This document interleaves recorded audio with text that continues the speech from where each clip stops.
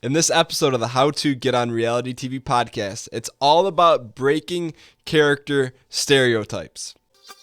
Welcome to the How to Get on Reality TV podcast with Dan Giesling, where I answer your reality TV casting questions once a week. Hey everyone, and welcome to episode 51 of the How to Get on Reality TV podcast. My name's Dan Giesling, and as always, I'm excited to be here. We just wrapped up episode 50, a special milestone last week with Rob Sesternino getting his take on the current state of casting. If you missed that, you definitely want to go check that out at howtogetonrealitytv.net/episode 50.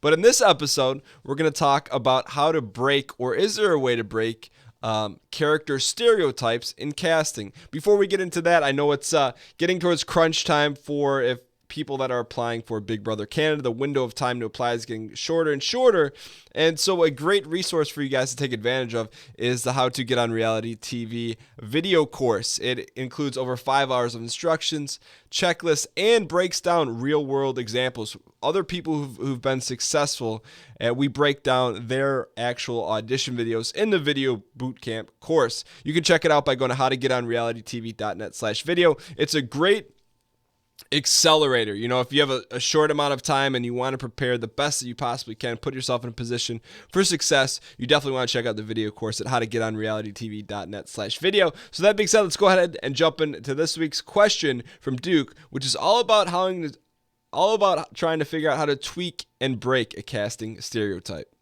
Hey Dan, my name is Duke. I'm from Canada. I'm currently applying for Big Brother Canada, so I'm not going to go into too many details here. But a lot of the character that I played was the littler guy on the nerdier side, but kind of a little big man syndrome because I hold myself like I'm 6'5" behemoth with confidence and charming like there's no tomorrow.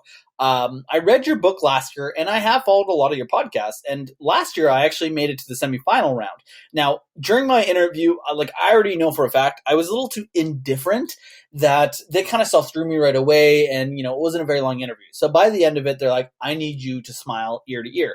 So my big thing is I've got quite crooked teeth. I mean, if I had the money, I'd fix them in a second, but that's not a reality. So my question is do you feel that like crooked teeth, high hairline, a weird mole will make a huge difference? But if your personality is good enough, can you bypass that and still move forward? My second question is I actually come from kind of a depressing background, but I've always held myself as a very confident and happy person. So is there a certain point where you should limit playing up a lot of that sentimentality versus keeping a lot of that positivity and fun going? Because, you don't want to watch such a depressing person on television. So where would you draw that line? I love your podcast, and I hope this makes it to your show. All right, Duke, thanks so much, man, for the question. I really appreciate it. And I want to start out by saying a few things. Number one, you have a lot of energy, just in an audio format asking your question. So that's awesome. The other thing I want to congratulate you on is the fact that you got to semifinals. I always say this. You guys may hear me say this time and time again in the podcast, but I believe once you get to semis, it's like a green light saying, all right, you have what it takes. Now it's just a matter of a couple things. How do you fit in the puzzle? And number two, are you fully prepared for what you need to do? But once you get to that semifinal opportunity, I feel like you're right there. You've got some validation, and it's just a matter of tweaking. So that being said, let's go ahead and jump into what your question was. You said, hey, is there a way to break the nerdy archetype or the nerdy stereotype? And we've seen this in a recurring theme in a lot of different shows. You always see the nerdy type character, but it sounds like from how you've described yourself, and I like Duke's question. I picked Duke's question because he gave a lot of personal insight into who he was as a character. The first thing saying, he's like, yeah, he looks nerdy, he's smaller, but he carries himself with a certain amount of swagger and confidence. And so right away I'm thinking that sounds like a nerdy Napoleon. Like you said, you have little big man syndrome or big little man syndrome, whatever it is. So automatically I think of you as someone that pops up in the head was Cappy from season 6 of Big Brother. He was a little guy, but had this kind of Napoleon complex. So that's something that you may, I don't know if that fits in you, but that's something that you may want to consider talking about if that fits who you are, like a nerdy Napoleon type guy. Outside of that, the other thing that you mentioned, during your semifinal interview, and this is something really important for other people to learn from, is so Duke got to the semifinals, which is awesome. And then there are a lot of questions. I'm assuming there are questions that were asked that you were just indifferent on based on what you said. So indifferent meaning that when a question was asked, you didn't take a pro stance or a con stance against it. You just said, I don't really care, or didn't really give any thoughts or insight. And that's a huge, huge no-no. One of the things you have to do when you get to the semifinals is whether or not you actually have a stance on a question presented. It could be something in politics, could be something currently going on in the country. Even if you've never thought of it before or even spent any time thinking about it, when that question or when that debate point is brought up to you, you guys have to take a stance. Even if you're like, hey, I haven't really thought about that, but I hate this idea, here's why. You need to take a stance left or right, pro or con, but don't stay right down the middle. And it sounds like you learned that, which is good that you've learned. And that's the whole point of, going through the process. Someone like Duke, who had some success and got to semifinals, the only way he's really going to learn that about not being indifferent, about making a decision on each debate point or each question, is either by listening to this podcast, preparing himself, or actually going through the process. I'm really glad you learned that. The other thing you talked about, which I thought was pretty interesting, you talked about cosmetically, how you look in comparison, and is that something that's going to hurt you? In particular, you talked about your teeth, and I look at anything like that, something you may be or conscious about. I would always try to turn that into a positive, or turn that into a positive part of your story. You had mentioned that, should you bring it up or should you not? And I would hit on it real quick, and I'd say, hey, look, one of the things I'm going to do with the money when I win is, hey, I'm going to go get some braces. I'm going to get my teeth fixed, because that's something that people can relate to. I wouldn't sit there and dwell and talk about, how you're not happy with your teeth, or maybe you are happy with your teeth, for 5 to 10 minutes, but I would make that like, a selling point. So it's kind of like you poking fun at yourself, you being a little bit humble, but saying, hey, look, part of what I'm going to spend the money on is fixing my teeth. I think that gives you a positive angle on that. The other thing you brought up is, I said that you kind of come from like a depressing or tough background, and yet on the, hearing you from the audio standpoint, from you asking a question, you sound very positive, and you're like, well, I don't want to go down that road and necessarily make the video or make my audition about doom and gloom. And I don't think you have to do that. I think what you can do is you can define, or you can explain why you're so positive based on your tough upbringing or whatever happened to you in the past. And I think that's a good, it's a good motivational fact, and it's a good explanation. It gives a lot of people a lot of context.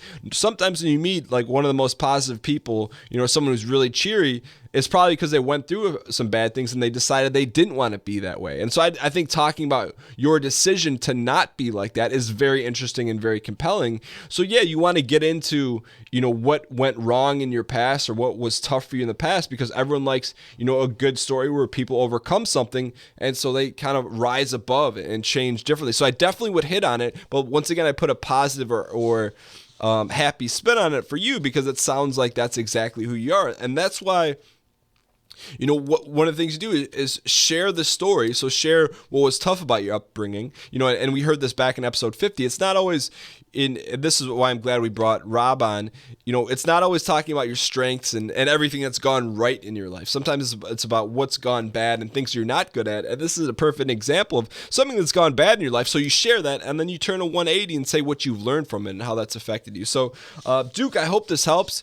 I love Duke's question because it's infused with so much, character and so much personal insight that I know this will specifically help Duke, but Duke shared enough that there's a lot of things that other people can relate to, different problems being indifferent, that will also help people. So Duke, your question, I'm hoping this answer helped you, but I think also it's going to help a lot of other people. So Duke, as a thank you, we're going to send you a free digital copy of my book, How a Normal Guy Got Cast on Reality TV. And if you want your question answered on the podcast, go to howtogetonrealitytv.net/ask and submit your question there. There is a voicemail app. You can do it from your phone. You can do it from your tablet. You can do it from your computer.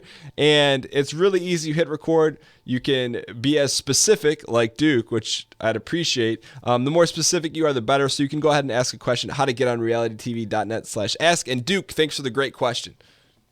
All right, so that wraps up episode 51 of the How to Get on Reality TV podcast. Thank you guys so much for listening. If you guys are north of the border in Canada, good luck for those guys that are applying for reality TV. I know the window is tick-tock. It is the window's being slowly lowered on you guys. If you guys are going to open casting call, make sure you're prepared. And if you're putting a video together, make sure you get it submitted in ASAP. And if you need a little help, you need an accelerant, you need to experience some success, you want to get yourself in the best possible position, be sure to check out the How to Get on Reality TV video bootcamp course. It takes you from A to Z. There's over 5 hours of instructions. We break down successful audition videos from people that you've recognized and seen on other reality TV shows, and puts you in a position to understand exactly what to do to make your story stand out and put yourself in the best possible position you can be to get cast on the show that you are dying to be on. So you can check that out by going to howtogetonrealitytv.net/video. And everyone else, thank you guys so much for listening, being a part of the podcast, and sharing all the success stories you guys email me. It's been great, and I'm hoping here's to another 50 episodes. But we will be back next Monday for the next episode. And good luck to everyone who's going through casting right now. I'll see you guys next week.